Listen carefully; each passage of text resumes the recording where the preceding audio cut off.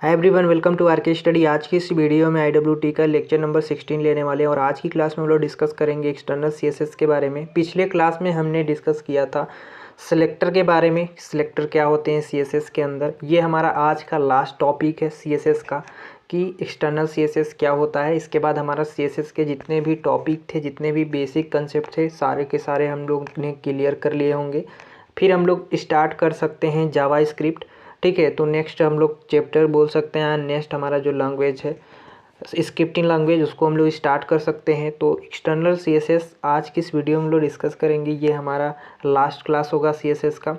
सबसे पहले तो एक्सटर्नल CSS का यहाँ पे CSS के अंदर हम यूज क्यों करते हैं ये समझ लेते हैं। तो अगर जैसे CSS या HTML के अंदर हम लोग CSS का इस्तेमाल करते हैं ताकि हमारा जो पेज है वो काफ़ी अट्रैक्शन दिखे या काफ़ी बेहतरीन दिखे, रंगीन दिखे, या फिर जो भी बोल सकते हैं। हम लोग कह सकते हैं कि HTML के अंदर हम लोग CSS का इस्तेमाल इसलिए करते हैं क्योंकि हमारा जो पेज है वो काफ़ी बेहतरीन दिखने के लिए, ठीक है, जिससे कि हमारे पास ऑडियंस जो है ज़्यादा से ज़्यादा आ सके। तो यहाँ पे एक्सटर्नल CSS का यूज क्यों करते हैं? तो एक्सटर्नल CSS का यूज हम लोग इसलिए करते हैं क्योंकि हमारे पेज के अंदर, यानी जो पेज हम बनाते हैं उस पेज के अंदर अगर किसी प्रकार का लिंक हमें ऐड करना होता है, या तो अपना यूट्यूब का लिंक हो, या तो कोई और किसी भी वेबसाइट का लिंक हो, या किसी भी प्रकार का सोशल मीडिया का लिंक हो, तो आप अगर अपने लिंक को वहाँ अटैच करना चाहते हैं, उसके साथ जोड़ना चाहते हैं उस पेज के साथ, कि कोई भी आपका यूज़र जो है उस लिंक को क्लिक करके आपके वेबसाइट तक पहुंच पाए जहां आप जो लिंक को डाले हैं, तो उसके लिए हम लोग एक्सटर्नल CSS का इस्तेमाल करते हैं। तो आज के इस वीडियो में पूरा होगा कि एक्सटर्नल CSS का हम लोग इस्तेमाल कहां पे कैसे करते हैं HTML के अंदर, और साथ ही साथ ये भी देखेंगे कि हमारा किस तरह से ये वर्क होता है या काम करता है। तो चलिए वीडियो को शुरू करते हैं। शुरू करने से पहले चैनल पे नए हो तो चैनल को सब्सक्राइब कर लीजिएगा।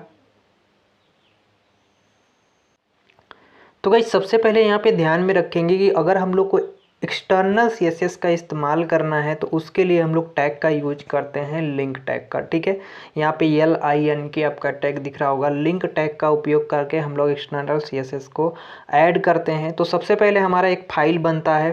ठीक है, सबसे पहले हम लोग एक्सटर्नल CSS का एक फाइल बनाते हैं। बनाने के बाद हम .css का एक्सटेंशन जो होता है, यानी CSS का जो एक्सटेंशन होता है उसके साथ फाइल को क्या कर लेते हैं, सेव कर लेते हैं। यानी जो हमारा एक्सटर्नल CSS है उसको हम लोग .css के एक्सटेंशन, यानी जो हमारा CSS का एक्सटेंशन होता है, माने जिस CSS को जैसे हम लोग सेव करते हैं उसी तरह से हमारे एक्सटर्नल CSS को भी उस वहीं पे सेव कर लिया जाता है। साथ ही साथ हमारा एक्सटर्नल CSS को किसके साथ जोड़ दिया जाता है, तो HTML जो फाइल होता है, यानी जो हमने HTML में कोड किया है उसके साथ हम उसको क्या कर देते हैं, लिंक कर देते हैं। तो ऐसे दो तीन प्रोसेस होते हैं, जैसे दो तीन प्रोसेस होते हैं, तब जाके हमारा जो है एक्सटर्नल CSS जो है लिंक हो जाता है और हमारे लिए वो काम करता है। तो यहाँ पे एक दो चीज़ें बस याद रखने हैं आपको। पहला तो यहाँ पे ये याद रखना है कि एक्सटर्नल CSS के अंदर हम लोग लिंक टैग का यूज करते हैं, जो कि हेड भाग जो होता है उसके नीचे होती है। और दूसरी बात यहाँ पे याद रखेंगे कि हमारा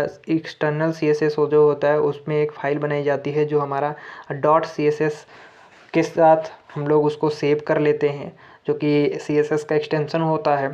साथ ही साथ हमारे इंटरनल जो CSS होता है वो HTML फाइल के साथ फिर लिंक कर लिया जाता है।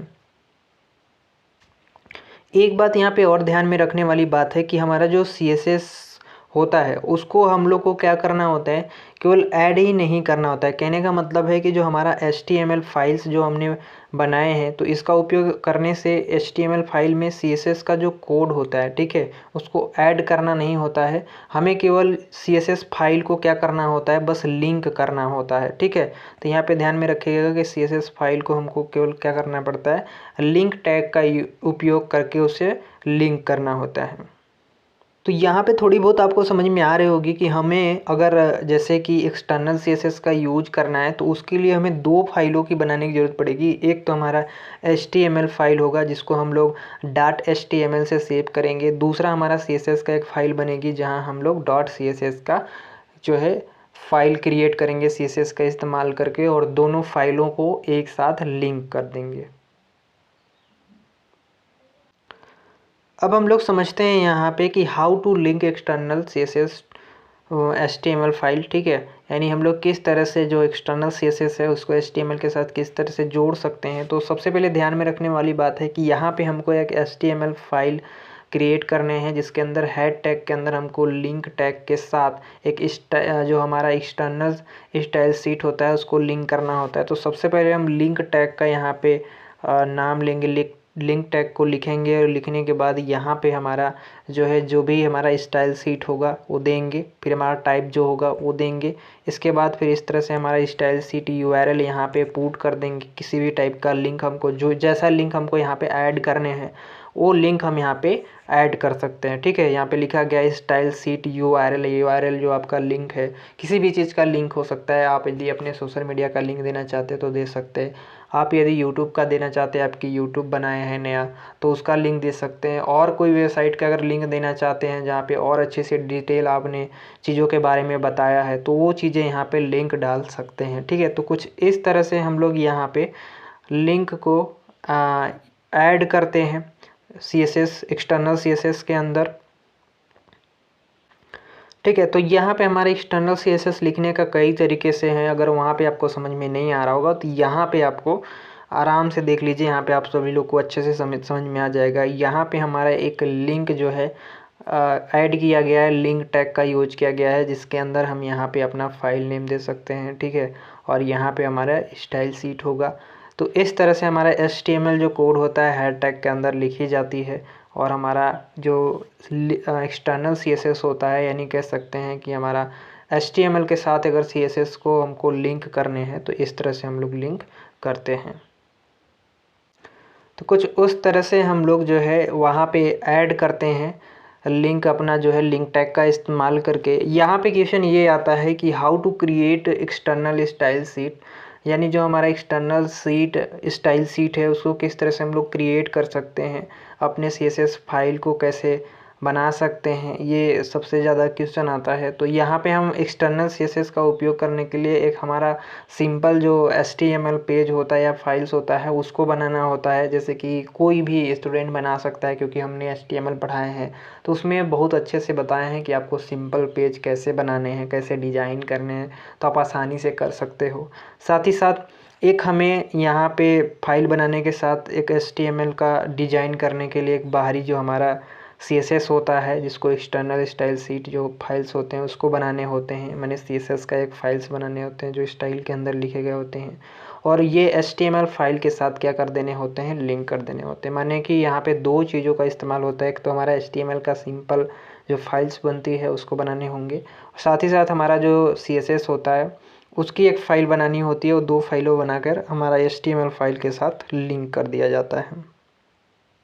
तो सबसे पहले हम लोग HTML का कोड सिंपल किस तरह से बना सकते हैं, तो यहाँ पे हमारा इतना तो सेम टू सेम रहता है। ठीक है, टाइटल तक हमने सेम टू सेम दिए हैं कि यहाँ पे हमारा सबसे पहले HTML का डॉक टाइप होना चाहिए, फिर HTML होना चाहिए, फिर हेड टैग होना चाहिए, फिर टाइटल हम जो चाहे दे सकते हैं। एक डेमो के लिए हमने जो एक्सटर्नल CSS होता है उसकी ट्यूटोरियल्स को देख रहे हैं, तो यहाँ पे हमने टाइटल में दे दिया है कि एक्सटर्नल CSS का ट्यूटोरियल्स है हमारा। फिर नीचे आएंगे तो यहाँ पे हमारा टाइटल जो है क्लोज हो जाएगा। फिर एक हमने कोई भी नाम दे दिया है जहाँ पे कि मेटा जो है टैग का यूज किया है। फिर यहाँ पे हमें लिंक को ऐड करने हैं, तो इसके लिए हम यहाँ पे लिंक नाम के टैग का इस्तेमाल किए हैं। ठीक है, वो भी हेड टैग के अंदर, फिर हेड टैग को यहाँ पे क्लोज किए हैं। तो ये हमारा जो पार्ट होता है वो बेसिकली जो भी यहाँ चीज़ें लिखी गई हैं, ठीक है, वो हेड टैग के अंदर लिखी गई हैं। फिर हमारा बॉडी टैग स्टार्ट होता है जिसके अंदर अपने कंटेंट को लिखने होते हैं। हमने बार बार अपने कोड के अंदर बताए हुए हैं आपको कि यदि आप किसी भी पैराग्राफ या हेड टैग को या फिर किसी भी तरह की चीज़ों को आपको अपने पेज के ऊपर डिस्प्ले कराने हैं तो हम चीज़ों को बॉडी टैग के अंदर लिखते हैं। तो यहाँ पे हमारा H1 टैग जो है वो हमारे लिए माई फर्स्ट एक्सटर्नल CSS का एग्जांपल जो है हमारे लिए पेज के ऊपर डिस्प्ले हो जाएगा। फिर पैराग्राफ के अंदर कुछ चीज़ें लिखी गई है, और यहाँ पे हमारा हेड 2 है जिसके अंदर कुछ लिखी गई है, और पैराग्राफ 2 के अंदर ये भी हमारा कुछ यहाँ पे लिखी गई है। तो ये हमारे लिए जो है हमारे जो स्क्रीन है उसके ऊपर जो है ये डिस्प्ले हो जाएगा। तो इस तरह से हम लोग फिर सारी चीज़ों को पैराग्राफ लिखने के बाद यहाँ पे हेड 3 दिया गया है, इस तरह से पैराग्राफ तीसरा दिया गया है मान लेते हैं, और बॉडी टैग फिर HTML को यहाँ पे क्लोज किया गया। तो आप एग्ज़ाम में भी इस तरह से लिख सकते हैं आपसे अगर ये क्वेश्चन पूछा जाए तो कुछ इस तरह से यहाँ पे हमारा HTML का कोड होता है। तो अब जो हमने HTML का फाइल या जो HTML का हमने कोड किया है उसको किसी भी नाम से हम लोग .html करके सेव कर सकते हैं। इसके बाद हमारा दूसरा स्टेप ये होता है कि क्रिएट एक्सटर्नल CSS फाइल। हम अपना जो एक्सटर्नल CSS फाइल है उसको कैसे क्रिएट कर सकते हैं। तो इसके लिए हमारा जो HTML का वेब पेज को डिज़ाइन करने होते हैं, इसके लिए हमारा एक्सटर्नल CSS फाइल बनाने के नीचे कोड दिए गए हैं। जैसे कि यहाँ पे एक्सटर्नल CSS का कोड है। तो सबसे पहले बॉडी टैग के अंदर हमारा बैकग्राउंड दिया गया है कि कौन से बैकग्राउंड के अंदर कौन चीज़ होनी चाहिए। बैकग्राउंड कलर हमने बॉडी टैग के अंदर लिखा है, और जो सारी चीज़ें HTML के अंदर जो वहाँ पे लिखी गई थी वो किस तरह से चेंज होने चाहिए। मान लेते हैं कि हमारा हेड 1 है, हेड 1 कैसी होनी चाहिए। तो यहाँ पे हमने हेड 1 के अंदर में डिफ़ाइन किया है कि हमारा जो हेड 1 होना चाहिए वाइट कलर का होना चाहिए और हमारे सेंटर पे होने चाहिए, नहीं बीच में होना चाहिए। हेड 2 के अंदर हमने डिसाइड किया है कि हमारा जो हेड 2 लिखा गया है वो ब्लैक होना चाहिए और सेंटर पे होना चाहिए। तो इसी तरह से हमने थर्ड को भी यहाँ पे डिफ़ाइन किया है। और हमने दूसरा फाइल ये क्रिएट किया है एक्सटर्नल CSS का, क्योंकि हमने HTML का तो क्रिएट कर लिया था। अब उसके अंदर हमने ये सारी चीज़ें नहीं दिए थे कि हमें किस तरह से करने हैं, कौन से रंग देने हैं या सारी चीज़ें। तो CSS का बोल सकते हैं, एक्सटर्नल CSS का अलग से हमने फाइल बनाया जिससे आपको समझ में आ जाए कि एक्सटर्नल CSS का इस्तेमाल क्यों कर रहे हैं। तो यहाँ पे हेड 3 के अंदर हमने लिए हैं कि जो हमारा हेड 3 है वो वाइट हो जाए और बीच में क्या हो जाए, बीच में हो जाए वो जो पैराग्राफ लिखा गया है। अब यहाँ पे हमारा पैराग्राफ दिया गया है, पैराग्राफ क्या होनी चाहिए जो कि हम इतने में डिफाइन कर सकते हैं। पैराग्राफ चाहे जितना भी लिखे, अगर पैराग्राफ टैग के अंदर कुछ भी चीज़ें लिखे गए हैं तो वो वही रंग का हो सकता है। तो यहाँ पे हमारा जो सबसे पहले जो साइज़ दिया गया है वो 20 पिक्सल का है और उसकी इस साइज़ दी गई है फ्रंट साइज़। और अगर मार्जिन राइट की बात करो तो ये 50 पिक्सल का है और लेफ़्ट की बात करें तो ये भी 50 पिक्सल का है। ठीक है, तो कुछ इस तरह से हमारा जो है पैराग्राफ डिस्प्ले होगा, जो भी पैराग्राफ के अंदर बड़ी बड़ी चीज़ें लिखी गई थी HTML कोड के अंदर। तो इस तरह से एक और फाइल हम क्रिएट कर लेते हैं जो एक्सटर्नल CSS फाइल के, ये हमारा क्रिएट हो गया, जो फिर इसको भी हम लोग सेव कर लेते हैं। अब यहाँ पे जो तीसरा प्रोसेस था, दो प्रोसेस तो हमने देख लिया कि पहले में HTML का कोड किया था, दूसरा में हम लोग एक्सटर्नल CSS का कोड किया था।